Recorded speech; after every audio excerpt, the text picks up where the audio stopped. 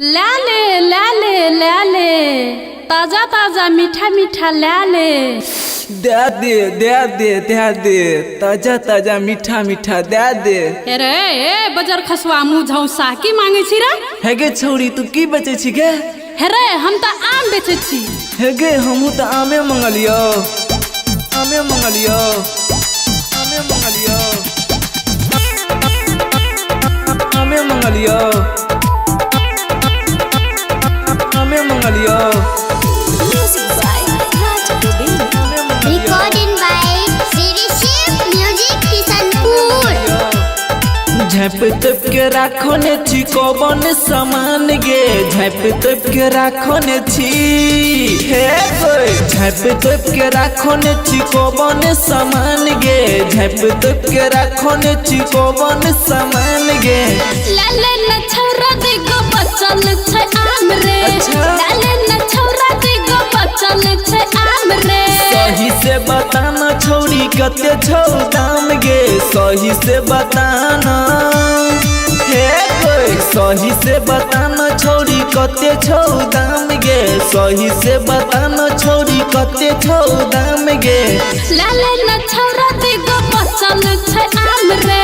लाले न छौरा दिगो बचल छै आम रे अभी आप सुन रहे हैं सिरिशिप म्यूजिक। बचल छै आम रे सही से बताना छौरी कते छौ दाम गे लाले न छौरा दिगो बचल छै आम रे देहब के देखबो गे छीब के देखबो केहन छो आम छौरी हम नी रखबो चल हट नहीं दो छुबे सुन देव के देखबो गे छीब के देखबो केहन छो आम छौरी हम नी रखबो बुझ नहीं छौरा एकरा कहाँ छ बताम रे बुझ नहीं छौरा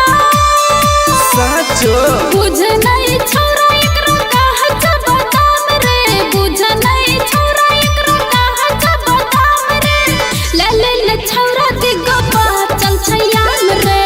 पाकल छै आम ये तो चूसे में काम रे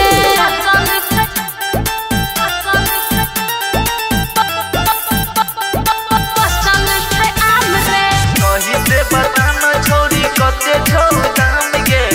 लाले न छौरा दिगो पाचल छै आम रे बम्बई छियो की छौरी छियो कलकतिया ले बहित ले न छौरा जाय छियो हटिया ले बहित ले न त भाग मुझौसा हे गे बम्बई छियो की छौरी छियो कलकतिया ले